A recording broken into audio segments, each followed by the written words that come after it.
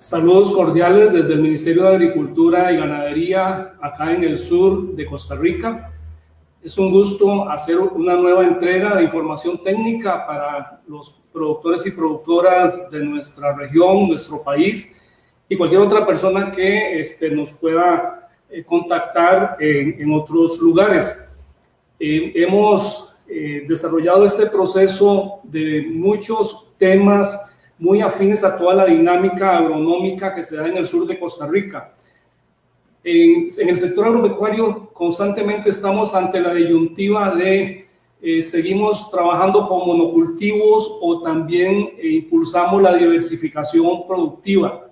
La diversificación nos permite disponer de muchas otras opciones generadoras de ingresos en nuestras unidades productivas.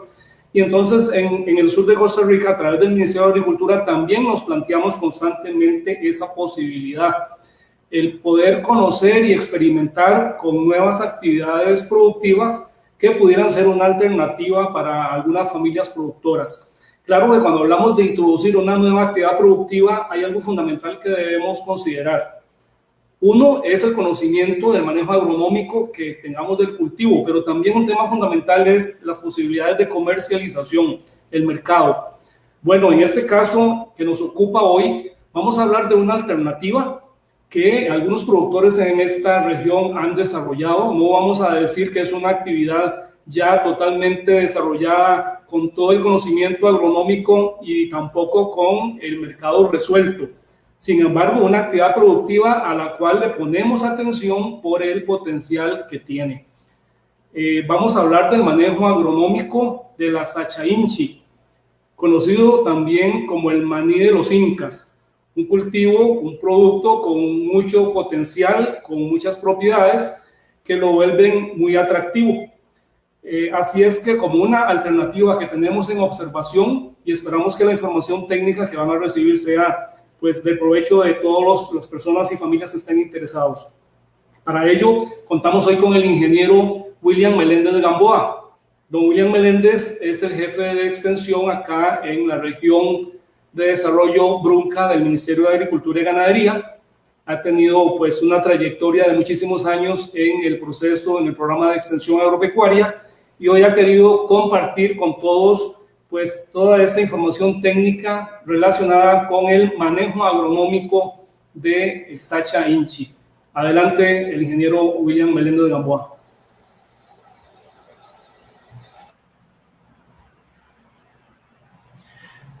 Muy buenos días a todos los participantes. Muchas gracias, don Roger, por la presentación. Hoy hemos querido compartir un poco la experiencia en el cultivo de sacha inchi en nuestra región Brunca. Vamos a conversar un poquito sobre la distribución geográfica, las principales características del cultivo, su ciclo, sus condiciones climatológicas, cuáles son las características que debe tener el suelo, cómo lo debemos preparar, ver los diseños y la densidad de plantación, así como su siembra.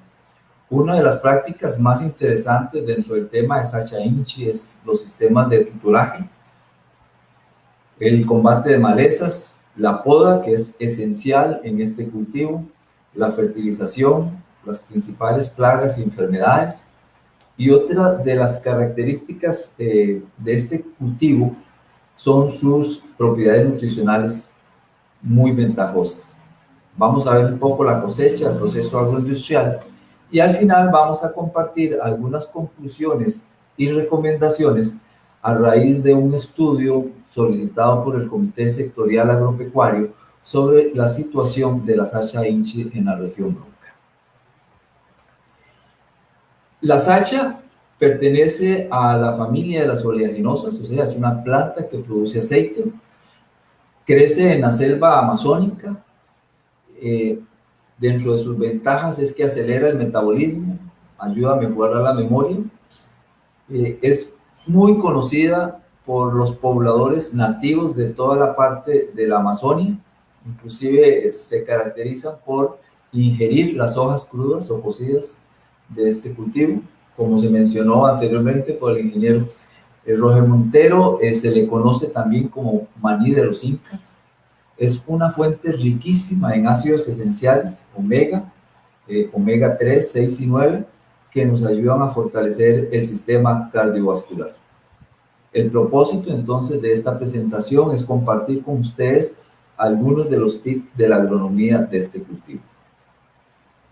En relación a su distribución geográfica, la familia a la que pertenece la sacha comprende muchas plantas anuales de mucha importancia ornamental, medicinal, alimentaria e industrial.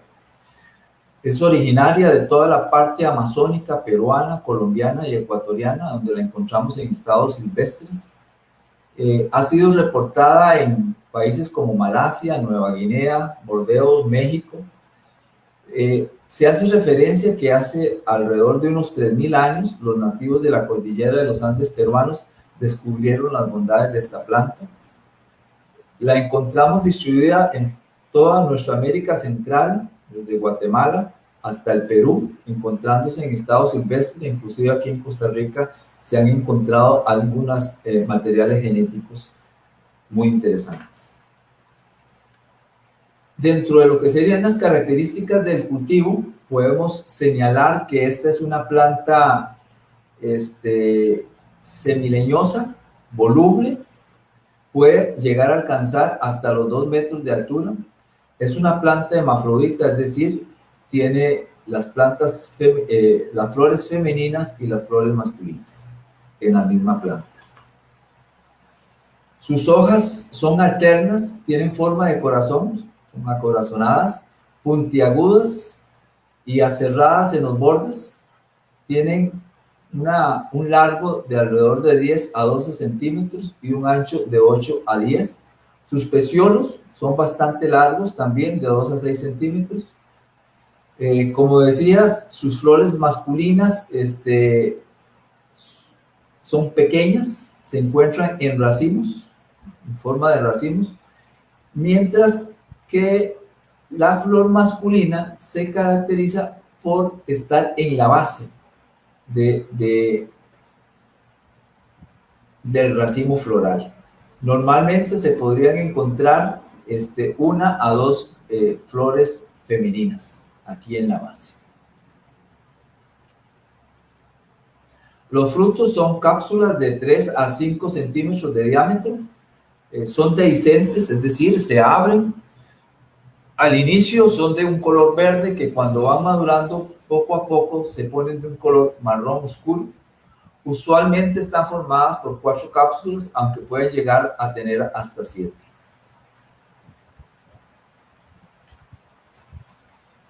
Las semillas se caracterizan por un color marrón oscuro, tienen nervaduras muy notorias, son ovales, ligeramente abultadas aquí en la parte del centro y bastante aplanadas en los bordes. Cuando abrimos la semilla nos encontramos con los cotiledones, es decir, lo que llamamos almendras. Estas almendras están cubiertas con una película blanquecina.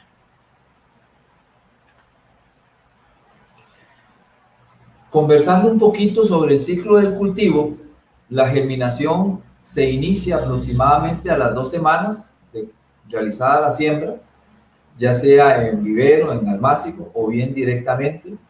Ya a los 3 meses la planta empiezan a aparecer las flores masculinas y luego las flores femeninas.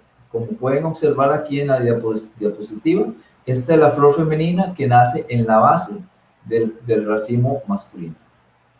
Normalmente puede ser 1 o 2 flores masculinas. En alrededor de un periodo de 7 a 19 días, las flores masculinas y femeninas entonces completan totalmente su diferenciación. Los frutos completan todo su desarrollo después de los 4 meses de floración.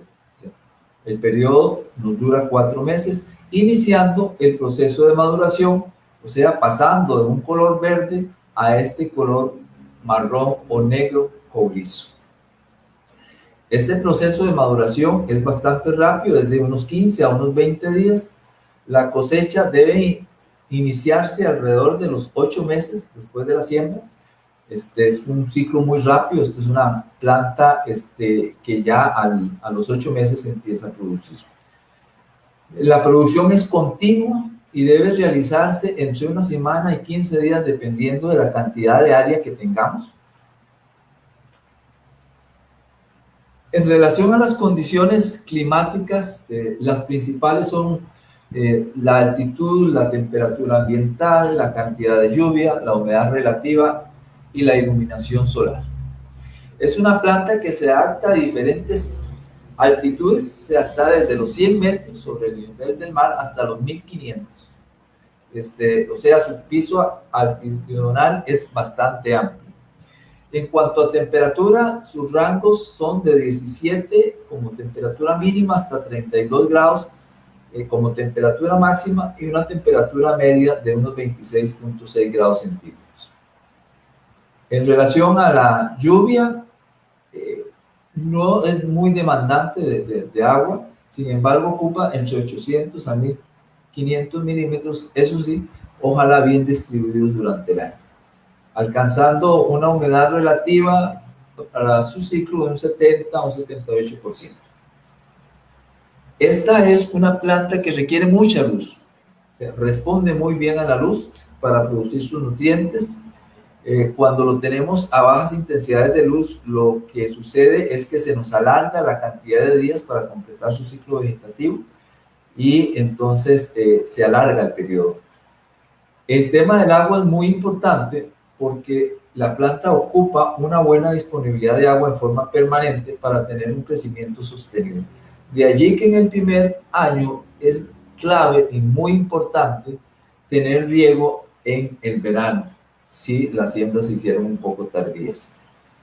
Tiene una actividad de crecimiento vegetativo y fructificación continua. Esta es una de las principales características de ella. O sea, está creciendo y está produciendo. Crece y produce.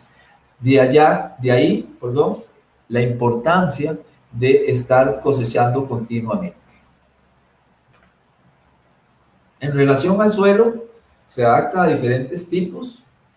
Es una planta muy poco exigente en la parte nutricional. Inclusive se encuentra creciendo en suelos ácidos y con algunas altas concentraciones de aluminio. Sin embargo, su mejor adaptación se da en los suelos francos, principalmente aquellos aluviales, planos, con buen drenaje, localizados a orillas de los ríos. Recordemos que su origen es la Amazonia, ¿verdad? En caso necesario, debemos realizar los drenajes a la siembra porque sí es una planta muy sensible al encharcamiento, ya que su sistema radical es bastante superficial. ¿Cómo debemos preparar el suelo? Igual, sigue siendo una planta bastante rústica, las condiciones dependen del área que seleccionamos, no es necesario mecanizar. Se puede utilizar el sistema de mínima labranza o cero labranza. En caso de pendientes muy pronunciadas, pues utilizar curvas de nivel y algunas obras de conservación. Como les decía, debemos contar con un drenaje apropiado debido a la necesidad de que sus raíces puedan tener un buen sistema de aireación. En relación a las densidades de siembra y los diseños, hay diferentes formas de plantarlo. Las distancias que más se han reportado en los principales países productores es de 3 metros en cuadro, lo que nos daría una densidad aproximadamente de 1111 plantas. Pudiéramos aumentarlo un poquito utilizando un sistema de 3 bolillos, pata de gallo, igual en un 3x3. Esta planta, les decía anteriormente, una de las mejores prácticas o una práctica necesaria es la utilización de tutores. Cuando plantamos la sacha hincha, esta debe estar a una distancia aproximada de unos 20 a 25 centímetros en relación al tutor.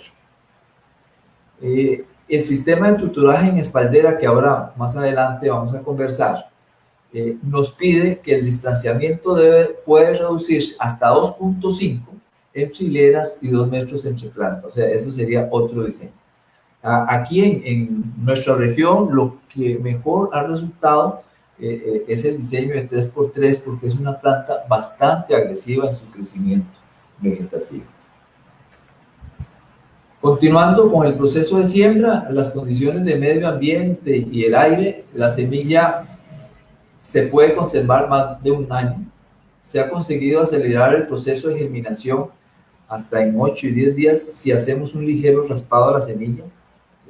Se logra entonces acelerar el proceso de germinación. El momento más oportuno para efectuar la siembra, bueno, eso depende de las condiciones propias de cada lugar y de su régimen de lluvias. En el caso de Pérez Celedón y parte de nuestra región Brunca, se establece como mayo y junio, ya cuando las lluvias estén bien establecidas, como la época adecuada o oportuna para sembrar sacha, para que nos permita llegar en el momento crítico del verano con una planta bastante desarrollada. Normalmente su propagación puede ser por semilla, por injerto y por estacas. Sin embargo, la recomendación es sembrarlo por semilla, es el mejor método. Puede sembrarse directamente en campo o bien en almácigos y viveros. Cuando usamos siembra directa, normalmente colocamos 2 semillas por hoyo, pero con la condición de que debemos eliminar la planta más débil, porque como les decía, es una planta muy agresiva en crecimiento y entonces necesitamos tener únicamente una planta por punto de siembra. Dentro del proceso de la siembra, la germinación se da alrededor de las 2 semanas. Una semana después empieza a aparecer ya la hoja verdadera y el tallo guía. O sea, es un crecimiento bastante acelerado. Al inicio debemos proporcionar un poco de sombra, a pesar de que es una planta que se adapta muy bien a la luz. Al inicio sí debemos procurar un poco de sombra, aprovechando tal vez la siembra de algún cultivo asociado, como el caso de maíz, yuca, frijol, o inclusive en algunos casos cuando usamos tutores vivos, la sombra de esos tutores pudiera servirnos. Los almácigos podemos realizarlos distribuyendo las semillas en línea a una profundidad de unos 3 centímetros y una distancia entre sí de 10 centímetros. Cuando ya la plantita tiene 2 hojas verdaderas, las podemos trasladar a bolsas plásticas con viveros con un poquito de sombra. El tamaño de las bolsas pueden ser de 10 por 20 centímetros.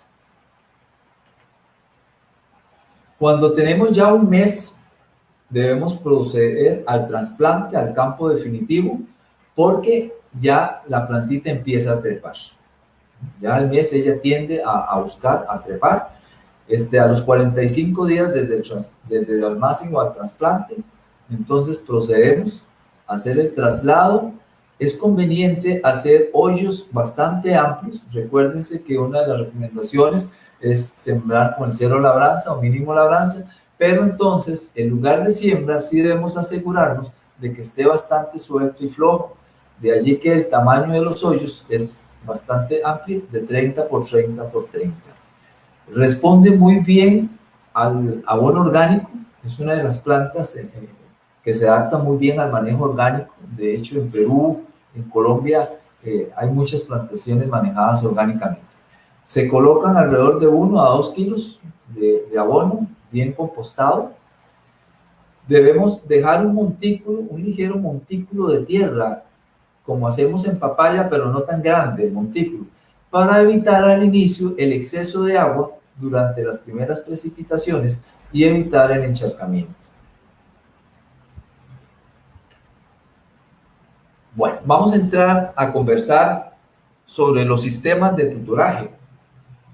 Existen 2 tipos de tutoraje: el sistema de tutores vivos y el sistema de tutores muertos, que también le llamamos espalderas. Para el caso de los tutores vivos, podemos usar plantas de tipo poró, que es el más utilizado por su gran propiedad de asimilarnos el nitrógeno al suelo. Es recomendable usar tutores con ramas un poquito gruesas, ya maduras, ojalá de 1.5 metros de largo, por unos 5 o 10 centímetros de diámetro, de grosor. Tenemos que tener el cuidado de que los tutores deben enterrarse a una profundidad de unos 30 centímetros y utilizar el mismo distanciamiento que vamos a aplicar al cultivo. O sea, si la sacha la vamos a sembrar a 3 metros, los tutores también los ubicamos a 3 metros, con el cuidado de que conversábamos que tienen que estar a unos 20 o 25 centímetros de distancia con respecto al tutor. El otro sistema, el de tutores muertos o espalderas, es el que más se utiliza en las siembras comerciales grandes. Debemos utilizar postes de 3 a 3.5 metros de una buena madera que tengan un grosor alrededor de 15 centímetros.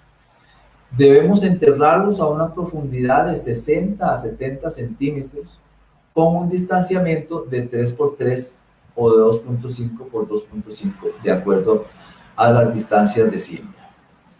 Debemos colocar al final de las hileras unos postes que deben ser más grandes, más gruesos, más fuertes, que les llamamos tensores, y los colocamos en forma inclinada como se ve aquí en la fotografía. ¿Por qué? Porque las plantas de sacha crecen y generan una gran cantidad de parte vegetal, de materia verde, muy pesada. Entonces tenemos que asegurarnos de que estos postes estén bien puestos, bien fuertes, porque son los que van a sostener gran parte del peso de la barbacoa o espaldera. Cuando utilicemos estos puntos, tutores muertos o espalderas, debemos colocar 2 hileras de alambre galvanizado. No tiene que ser alambre por la fuerza que les comentaba de este cultivo. En la primera hilera de alambres la colocamos utilizando alambre número 10, más o menos a 1.20 metros con respecto al suelo. Entonces aquí hacemos la primera tendida de alambre número 10. La segunda hilera de alambre, ya usamos un alambre número 6 y la colocamos a 40 centímetros debajo de la primera hilera de alambre. Entonces de acá a acá 40 centímetros. Y luego procedemos a hacer la tensión de todos los alambres para que quede lista la espaldera. La siembra debemos hacerla después de haber instalado el sistema de tuturaje. No podemos sembrar primero y luego colocar la espaldera. Es importante hacer con tiempo entonces la espaldera y lógicamente también el sistema de drenaje. Entonces ven ustedes, aquí está todo construido, a la par está la bolsita con la planta donde se va a sembrar, guardando la distancia de 20 a 25 centímetros entre el tutor y la planta. En relación al combate de malezas, igual que cualquier cultivo, lo deseable es aplicar un MIP, un manejo integrado de malezas, combinando los diferentes sistemas, químico, manual o cultural. El control más fuerte debemos hacerlo cuando la planta está pequeña, en el primer año. Su sistema radicular debemos cuidarlo mucho porque es muy superficial, entonces debemos evitar el uso de asadones o picos que nos puedan dañar el sistema. Debemos emplear machetes, herbicidas, mulch, restos de vegetales que funcionan muy bien. Las asociaciones con diferentes cultivos nos ayudan en los primeros años. Ojalá que tengan diferentes hábitos de crecimiento, como el caso del frijol arbustivo, maíz, yuca, que nos permiten complementar también entonces la parte económica. Si debemos utilizar, podemos usar un quemante con campana, con mucho cuidado, de 2 a 3 litros por hectárea. Y también se puede utilizar el herbicida selectivo para las gramíneas poáceas como el Froxifop Rutil. En relación a la fertilización, es un cultivo de poca exigencia nutricional, sin embargo nos hacen falta muchos estudios acá en Costa Rica en relación a lo que es un programa de fertilización. Lo más recomendable es que podamos realizar un muestreo de suelo para darnos cuenta cómo tenemos ese suelo. A nivel del vivero, se acostumbra a realizar entre 2 o 3 aplicaciones con una fórmula completa, como puede ser el 18-5-15-6-2. Como les decía anteriormente, él responde muy bien a la fertilización orgánica, entonces a la hora de la siembra, unos 2 kilos de un buen abono orgánico directamente al hoyo. Se recomienda también aplicaciones de algún fertilizante antifósforo 10-30 días al momento de la siembra. La aplicación de mantenimiento, se podría utilizar una fórmula completa, ojalá rica en nitrógeno, ella es muy demandante en nitrógeno y en potasio. También responde muy bien al abonamiento foliar, principalmente cuando hayan pasado 1 o 2 cosechas. Es bueno recuperarlas después de una etapa de sequía también, o después de algún ataque de nematodos, que es quizás la principal plaga que tiene. Responde excelentemente a los bioinsumos, ¿verdad? Inclusive para el combate de nematodos se está utilizando algún tipo de bioinsumo que da un muy buen control. Bueno, otra de las prácticas fundamentales en la sacha es la poda. Hay 2 tipos de poda: la poda de formación y la poda de producción. Aquí tenemos una sacha antes de podarla, que inclusive se nota que se pasó la época de poda, y después una planta podada. ¿La poda para qué la realizamos? Bueno, para formar la planta. Tenemos que formarla porque ella tiende a emitir bastante crecimiento vegetativo. Debemos incrementar también, nos favorece la producción, facilita la cosecha. La poda nos mejora un poco la distribución de la luz, nos facilita la aireación, permite la distribución de los frutos en lugares más accesibles a la cosecha. Veamos el caso de la poda de formación. Normalmente esta la realizamos cuando empiezan a aparecer los primeros brotes laterales, o bien cuando la planta ya ha alcanzado una primera altura con su primera ramificación al tutor, que se da más o menos entre los 60-70 centímetros del suelo. Y esto se da aproximadamente a los 60 días después del trasplante. O sea, a los 60 días aproximadamente iniciamos el proceso de poda de formación. ¿En qué consiste? Bueno, consiste en que periódicamente todas las ramas o brotes que se encuentren debajo del primer alambre o de la horqueta, de la primera horqueta que él forma, entonces todo lo que esté aquí abajo tenemos que irlo eliminando. Y luego entonces vamos acomodando todas aquellas ramas que salen de las horquetas en los alambres, de tal manera que podamos colocar las ramas y que ellas vayan extendiéndose. Y cortamos todas aquellas ramas que estén fuera y que no se puedan acomodar. Entonces, esta es la poda de formación. Entonces, importantísimo, ella bifurca, forma una horqueta. Entonces, todo aquel crecimiento que haya debajo de la horqueta debemos eliminarlo. El caso de la poda de producción básicamente es una poda de mantenimiento. La realizamos después de que haya 1 o 2 cosechas. Principalmente si la cosecha ha sido muy fuerte, eliminamos todo lo que sean ramas enfermas, ramas agotadas, igual aquellos brotes debajo de la horqueta, para mantener entonces la planta bien formadita y lista para producir. En relación a plagas y enfermedades, al ser una planta bastante rústica, pues tiene pocas. Sin embargo, como cualquier cultivo, hay algún tipo de plagas que la afectan, principalmente algún tipo de insectos chupadores del fruto, cuando el frutito está en su etapa lechosa. También tiene larvas que comen follaje, hormigas, el grillo topo, todo eso principalmente al inicio de la plantación.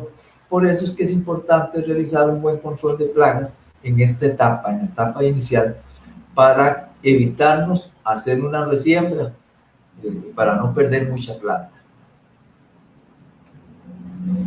En relación a enfermedades, Como les comentaba anteriormente, se ha observado mucho el ataque del nemátodo del nudo, producido por el Melodongine sp. Este es quizás la enfermedad más seria.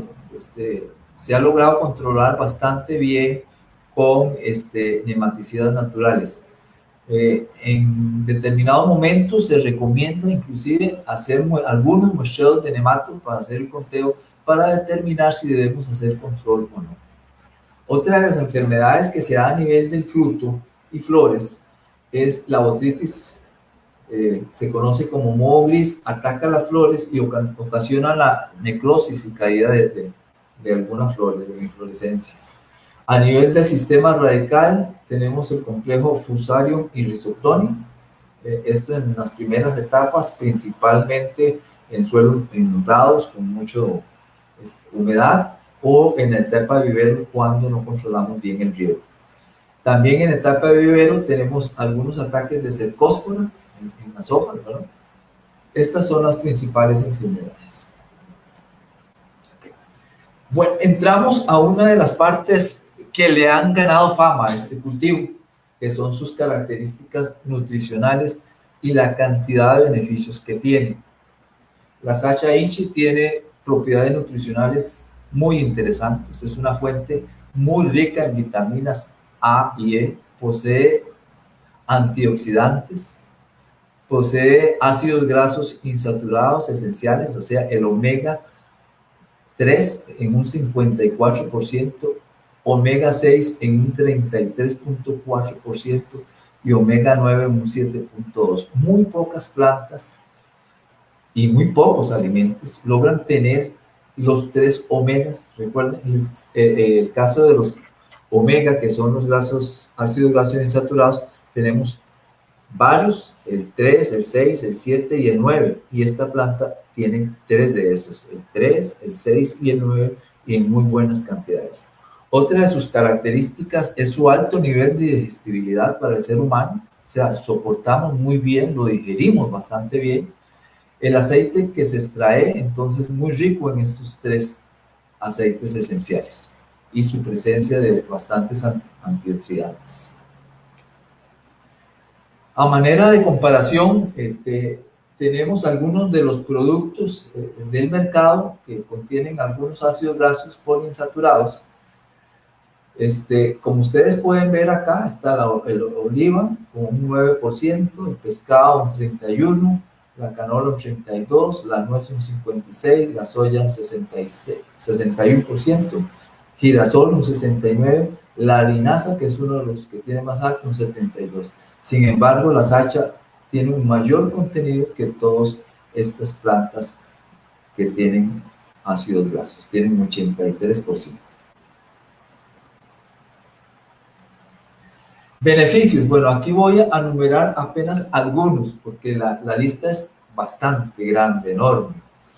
Dentro de sus beneficios está que fortifica el corazón, estabiliza la presión arterial, controla y reduce el colesterol, combate el estrés, cansancio, insomnio, ayuda a perder peso. Su alto contenido de proteínas y aminoácidos favorecen esa digestibilidad, agiliza las funciones cerebrales, ayuda a mantener el equilibrio del metabolismo, es un antioxidante natural, refuerza el sistema inmunológico, una de las que todos quisiéramos, previene el envejecimiento prematuro. O sea, la cantidad reportada de beneficios es bastante.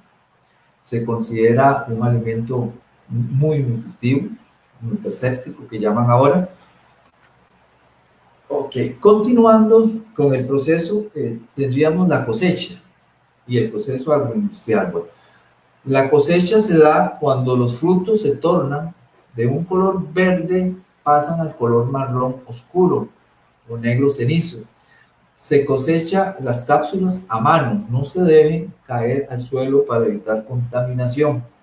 Por eso es que algunas veces se pueden causar pérdidas, porque él produce dehiscencia, o sea, él abre y tiende entonces que si está muy seco el tiempo, puede caer al suelo. Por eso es recomendable cosechar entre una semana a cada 15 días, dependiendo del área de siembra que tengamos. La cosecha empieza a estabilizarse a partir de los 14 meses. Se ha observado que esta planta puede alcanzar hasta los 10 años de edad con una producción continua, comercialmente hablando.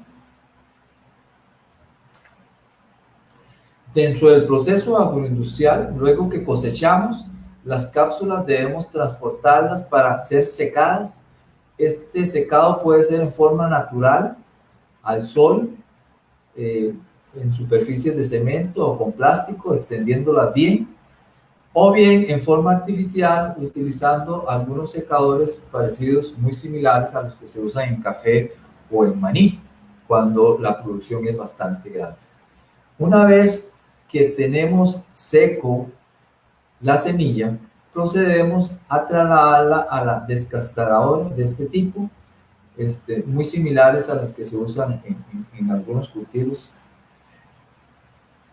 El proceso de descascarado es muy importante, principalmente para disminuir la cantidad de material a transportar, y con esto logramos abaratar los costos de transporte hacia la planta empacadora. Se recomienda instalar una planta descascaradora cuando hay 10 hectáreas, o sea, que 10 productores que tengan 1 hectárea cada una perfectamente podrían tener una descascaradora que le dé servicio a los 10 productores, y con ello logramos eliminar un poco la materia y reducir el costo. También estaríamos produciendo una buena cantidad de desecho que podríamos aprovechar para la elaboración de abono orgánico. Finalmente, procedemos a llevarla a la planta de extracción de aceite. Hay diferentes tipos de plantas modulares. Se han tomado como modelos plantas de soya, plantas de maní, y se han generado ya algunas plantas. En Costa Rica existe 1 o 2 plantas extractoras de este tipo de aceite. Se estima muy importante la humedad de la semilla para facilitar el proceso de descascarado. La humedad debe estar entre un 8 y un 10% para que el descascarado entonces sea mucho más fácil y se permita que se desprendan entonces las almendras. Aquí como muestra nada más algún tipo de productos de Sacha Incha, ¿verdad? En forma de almendra que se pueden consumir. Normalmente se mezclan con chocolate y con otro tipo de semillas. También producimos Sacha Incha en forma de cremas. Y lo más importante, el aceite, ¿verdad? Se llegan a reportar en Europa precios hasta de 25 euros, o sea, alrededor de unos 17.000 colones por botellas de 250 mililitros. También en la parte de cosméticos se logra tener un buen mercado. Otra importante es la harina de Sacha, que se utiliza en repostería bastante. Y otro que está teniendo un buen consumo son las cápsulas con aceite, ¿verdad? Y entonces, que se permite una buena digestibilidad. Recomiendan que en ayunas podamos consumir 1 o 2 pildoritas de este aceite. Bueno, esto es lo que hemos seleccionado para hablar un poquito de la parte agronómica del cultivo. Voy a permitirme presentar las conclusiones del estudio que les mencioné, un estudio que solicitó el Comité Sectorial Agropecuario para ver cómo estaba la situación de la Sacha Incha en nuestra región. Dentro de las conclusiones que se sacan son las siguientes. Uno, se mantiene que esas propiedades nutricionales y medicinales de la Sacha deberíamos aprovecharlas para una promoción de este producto. O sea, él se puede vender con todas estas propiedades que él tiene. Es un alimento muy nutricional. Definitivamente uno de los problemas más serios es que hay un desconocimiento del verdadero potencial del mercado. Se requiere un proceso para identificar más claramente la demanda actual y potencial de productos de Sacha, tomando en cuenta las tendencias de la demanda nacional e internacional. También la falta de algunas fuentes de financiamiento para la actividad. Disculpen acá la diapositiva. Las propiedades nutricionales y medicinales de la Sacha pueden aprovecharse. Hay un desconocimiento del verdadero potencial del mercado, también las fuentes de financiamiento. También decimos que la adaptabilidad de la Sacha a nuestra región, debido a su rusticidad, ha respondido de una excelente forma. Las primeras siembras se reportan a partir del 2015 y en la parte agronómica de adaptación ha sido excelente. Se ha adaptado bien a las condiciones de clima, suelo y manejo. Para poder continuar con la actividad, definitivamente esto es clave. Se debe tener una organización de productores de base que permita un poco la gestión empresarial y de mercado para este producto. Para poder visualizar algunos criterios que nos dieron los productores, ellos nos decían que sí le ven mucho potencial productivo en la zona, que puede ser una alternativa como un cultivo de diversificación para integrarlo dentro de su finca de los pequeños productores, siempre y cuando el asunto del mercado se pueda solucionar. Para ir finalizando, ¿cuáles fueron las recomendaciones de este estudio? Bueno, que debemos promover un poco más la investigación en la región de este cultivo, ojalá en coordinación con el INTA, obtener un poco más información de las variedades. Las primeras variedades que se obtuvieron fueron traídas de Colombia. Sin embargo, algunos productores de zona alta, como en el caso de Herradura, de Rivas, han tenido algunas variedades propias, criollas, con un buen resultado. La información clave de mercado, o sea, a través, ojalá, del CNP, del Procomer, porque es un producto que ha sido demandado mucho por países europeos, como Alemania, Francia, países asiáticos como Corea del Sur, Japón, aquí en América, Estados Unidos y Canadá. O sea, tiene un muy buen mercado. Sin embargo, debemos tratar también de motivar el consumo interno por las bondades nutricionales que tiene esto. E inclusive se podría hasta negociar con el CNP que pudiera ser incluido para las escuelas la utilización de este producto a través del PAE. Promover una inducción para los técnicos del sector para ir conociendo mejor el cultivo. Se recomienda a los productores fomentar y fortalecer una organización que pueda comercializar, porque definitivamente este es el problema. Como habíamos visto, ocupamos cada 10 hectáreas una máquina descascaradora, y para poder instalar una planta se necesita un mínimo de 100 hectáreas, que sería lo económicamente viable para producir nuestro aceite y los otros productos. Por mi parte, de momento, agradecerles entonces la atención y quedo a su disposición para las preguntas. Muchas gracias, muy amables.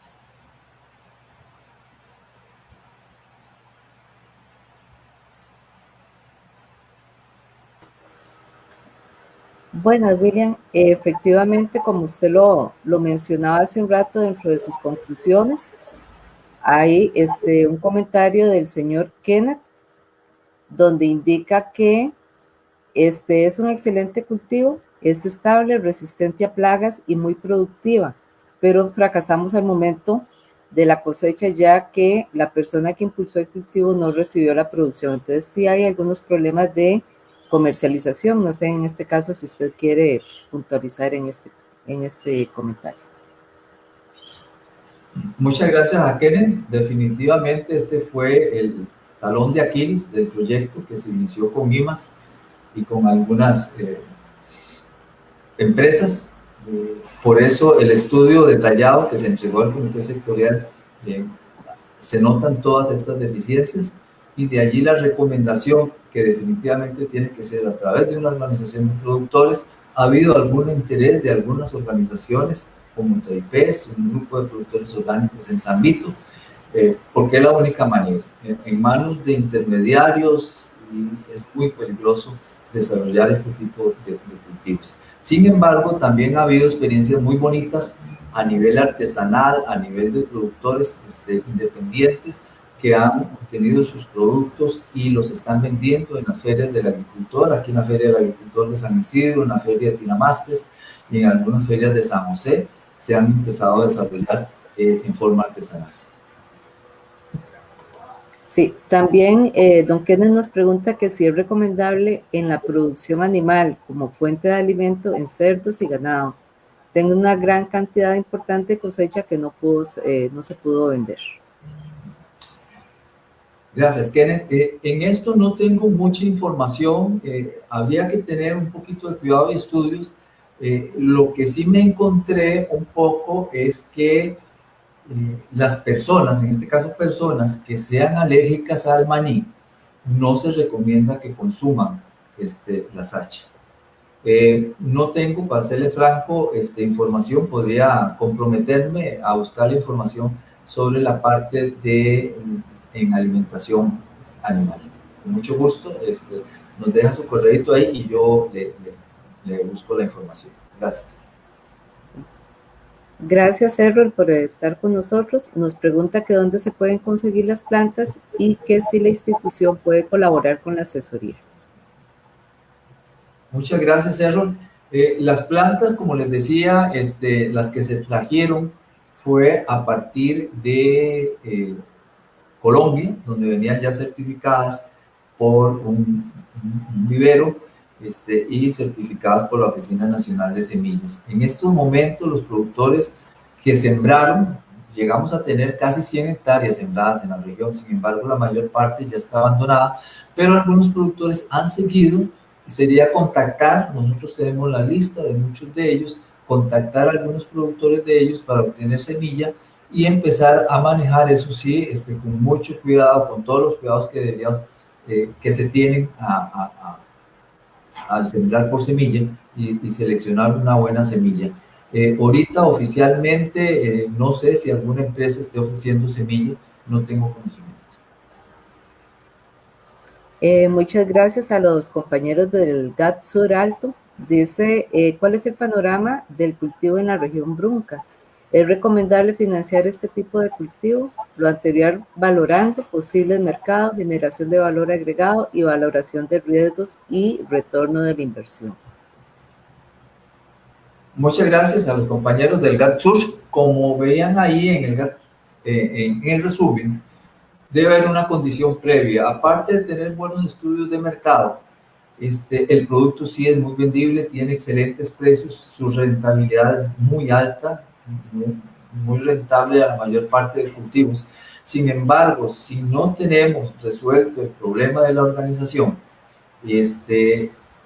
nosotros no podríamos animarnos a dar una recomendación de fomento del producto. Sí podemos decirle al productor que dentro de su pequeña parcela, como algo de diversificación, podría hacerlo y poder comercializar en forma artesanal, en ferias del agricultor, como ya algunos productores lo están haciendo.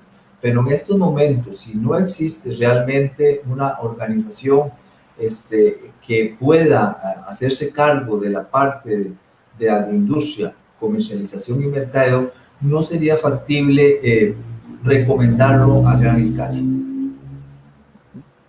También nos consultan los compañeros del GAT Sur Alto que si 7 hectáreas es recomendable para la plantación para que el cultivo sea rentable, considerando que se trabaja artesanalmente o industrialmente. Sería un buen número, 7 hectáreas sería bonito.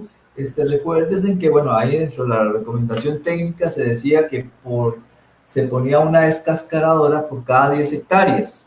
Entonces yo diría que entre 7 y 10 hectáreas, si pudiéramos colocar una pequeña descascaradora, inclusive se han construido en forma artesanal, sería un buen número de hectáreas para tener una buena rentabilidad. Cualquier cosa, nosotros tenemos todos los costos y los posibles ingresos a 10 años. Igual por correo me pueden enviar la consulta y yo con mucho gusto les puedo mandar la información. De hecho, William, esa era una de las consultas que también tenían, que si era posible tener el acceso a información de costos y cómo se podría obtener. Entonces sería contactándolo a ustedes. Correcto, me envían un correo y a la vuelta del correo con mucho gusto les devuelvo la información. Ajá. También nos consultan que si el ministerio como tal cuenta con avíos de la producción del cultivo, los costos de plantación por hectárea y costos industrial. Los costos de plantación sí los tenemos, los industriales no. Recuerden que normalmente la parte industrial se maneja con algún tipo de sello y secreto y no tenemos acceso a ellos. Pero toda la parte de plantación sí tenemos todos los costos e inclusive tenemos proyecciones de acuerdo a la producción. Sí, por el momento no hay más comentarios ni consultas. Entonces, William, el espacio para que usted se despida de la audiencia, por favor. Muchas gracias, Margie. De verdad agradecerle a todos los que estuvieron viéndonos y oyéndonos. El Ministerio de Agricultura, a través de este proceso, hemos querido llegarle a la mayor cantidad de productores con algunos temas de interés. Vamos a continuar en todo este año y en el 21 igual en este proceso de información. Agradecerles toda la atención y quedamos a sus órdenes. Muchas gracias, muy amables y hasta pronto.